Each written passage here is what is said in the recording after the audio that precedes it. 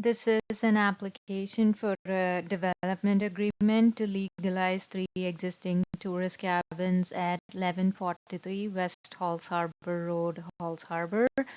My name is Alice and I'm a planner with the municipality.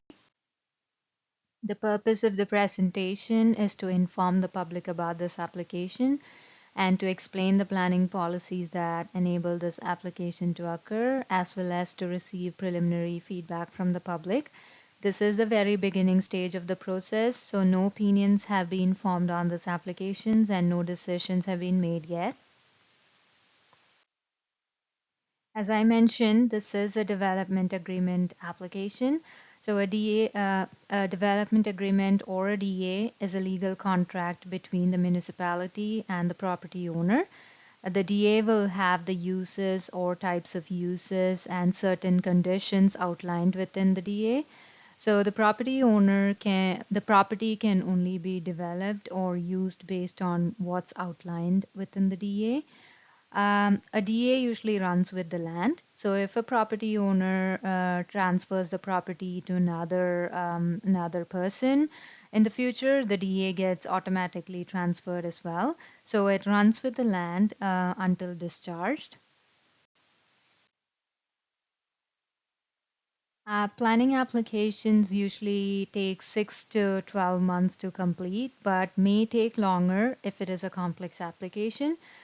These are the steps, various steps involved in processing an application. So the first step of the process is to receive a complete application, which we have received.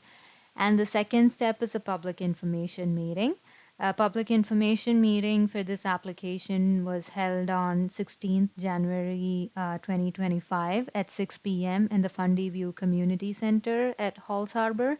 And this is a recording of the presentation presented at the public information meeting. Properties within 500 feet were notified of the public information meeting, and the public information meeting was also advertised on our website and social media sites. The third step of the process is a staff review. So staff will be reviewing this application, and we will also be contacting various internal and external departments to gather their input on relevant aspects of the application. And staff will then prepare a staff report, and this report will then be presented to the Planning Advisory Committee, which is the fourth step of the process. The Planning Advisory Committee, if they make a positive recommendation to the council will give the application an initial consideration. And at this point, council will also decide whether to forward the application to a public hearing. If it is forwarded to a public hearing, the public hearing will be held in the council chambers of the municipal administration building, and it will be open to the public. So members of the public can come in and share their concerns and feedback directly with the council regarding the application. So again, for the public hearing, properties within 500 feet will be notified about the public hearing, and the public hearing will also be advertised on our social media sites and also our website. Soon after the public hearing, council will give the application a final consideration. So based on the input from the public, from staff, and from the Planning Advisory Committee, council will make a decision. And this decision will then be advertised on our website, at which point a 14-day appeal period will begin, during which council's decision could be appealed to the Nova Scotia Utility and Review Board. So the red circle on the map here shows the approximate location of the subject property within Halls Harbor. And this is an aerial view of the subject property. The subject property is around 1.8 acres. And as we can see here, the access to the property is from West Halls Harbour Road. The property currently has a dwelling and three tourist cabins. The neighboring uses are mostly residential and commercial uses. Moving on to the proposal. So the applicant acquired the subject property in 2022. And as I mentioned, the property has a dwelling and three cabins. three tourist cabins. The applicant operates short-term rentals within the dwelling and the cabins. The municipality has two main planning documents. One is the municipal planning strategy, and the other is the land use bylaw document. The municipal planning strategy, or the MPS, is our policy document, and the land use bylaw document is the document with all the regulations that help us implement the policies within our MPS. So, based on these documents, the municipality is divided into various zones. Each zone permits a certain set of uses and also has specific set of requirements. So the subject property is located within a zone called the tidal shoreland, a T1 zone. The T1 zone permits a few residential uses as well as non-residential uses, including tourist commercial uses. So according to our land use bylaw, the existing dwelling is in compliance with the land use bylaw, and the short-term rentals are a permitted use within the dwelling. But the cabins on the property are not in compliance with the land use bylaw and are considered illegal structures. So this application for the DA is to legalize the cabins and maybe include provisions for future development. The reason the tourist cabins became non-compliant is because this is a portion of a subdivision plan from 1992. The red dashed line is the property boundary, and the yellow ones are the structures. These structures have existed on the property for a long time. The dwelling is still a dwelling, but initially the other three structures were sheds, and over the years these sheds were renovated and converted into cabins by the previous property owners. But the conversion was done without any permits in place. As a result, they ended up being non-compliant and illegal structures. I don't believe the applicant was aware of the issue until recently. In 2024, the province made it mandatory for short-term rentals to register with the province in order to operate legally. For this registration process, the property owners are required to obtain a letter from the municipality saying the structure in which the short-term rental is operated is in compliance with the land use bylaw.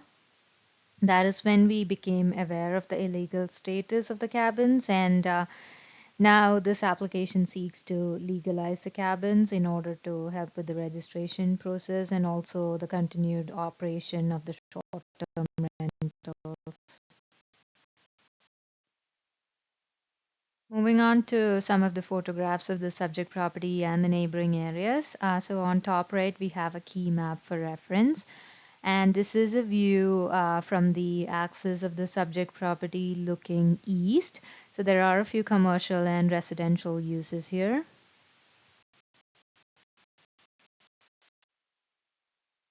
And this is one of the cabins on the subject property. This is the existing dwelling.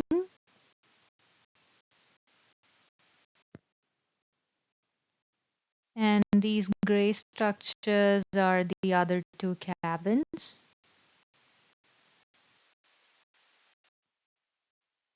And this is a view of the property from further west. So in order for us to consider an application, there must be policies within our policy document that enables the proposed development or use. In this case, this is the policy that enables the DA. So the policy allows council to consider the development of visitor-oriented developments within certain designations through a development agreement. The development will have to meet a few policy criteria. So A, it has to be oriented to visitors or the traveling public. So it could be lodging, restaurant, or anything visitor oriented. And B, there should be adequate lot area to accommodate the proposed use. And C, if there is a potential for negative impacts, the site facilities will have to be adequately buffered or separated from the neighboring dwellings. And E, if it is a listed permitted use, the condition that prevents the proposal is addressed through a DA. So, as I mentioned previously, tourist commercial uses are a permitted use within the zone, but the cabins currently do not meet the requirements specified for the tourist commercial use, and this will be addressed through the DA. And F, it also, the proposal will also have to meet our general criteria, which I will explain in the next slide.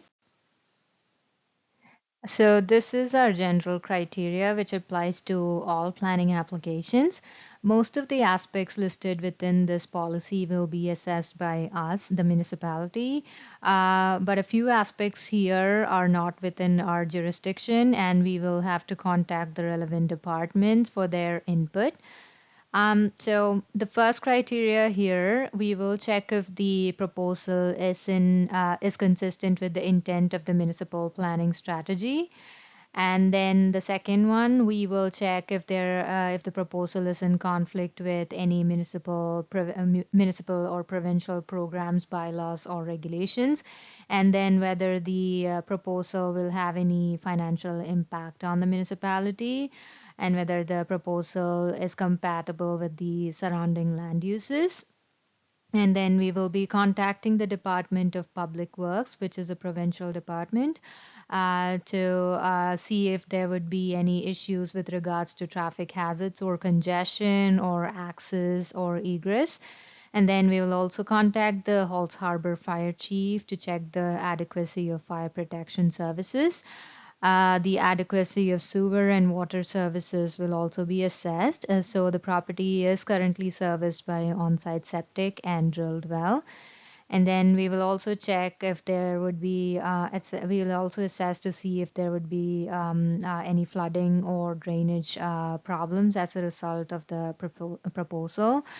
And finally, we will also look into the site suitability for the proposed development. That concludes the presentation. My contact details are displayed on the slide. Please feel free to reach out if there are any questions or concerns with regards to the application.